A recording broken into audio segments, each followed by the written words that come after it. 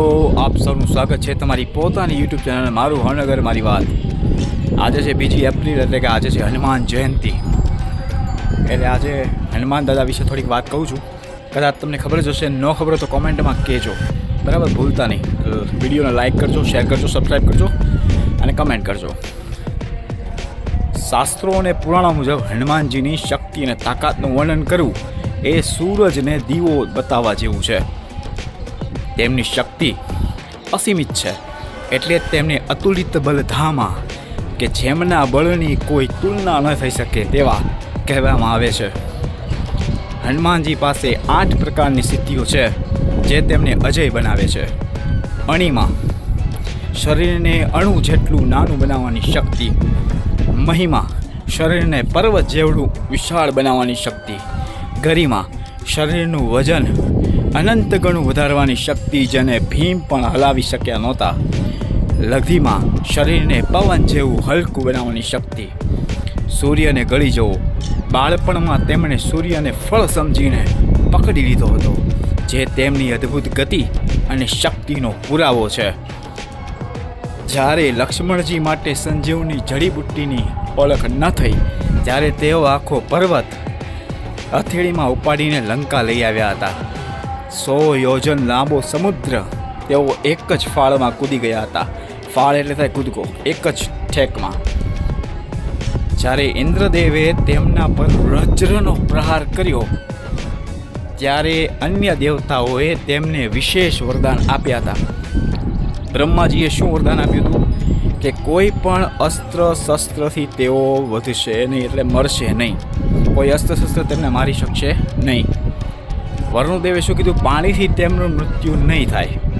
યમરાજે કીધું યમદંડ તેમને સ્પર્શી શકશે નહીં.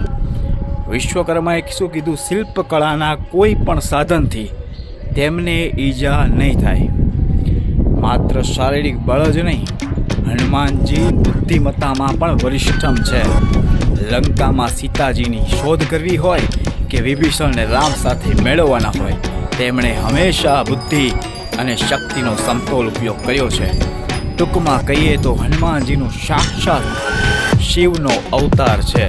તેમની તાકાતનો કોઈ અંત નથી, પરંતુ તેમની સૌથી મોટી શક્તિ તેમની ભક્તિ અને નમ્રતા છે. હવે હનુમાનજીની તાકાત શાસ્ત્રો પ્રમાણે શું કહે છે એ કહું કે 10 માણસનું બળ ભેગું થાય એટલે એક ઘોડા જેટલું બળ થાય. એવા 10 ઘોડાનું બળ હોય એટલું એક હાથીમાં બળ હોય.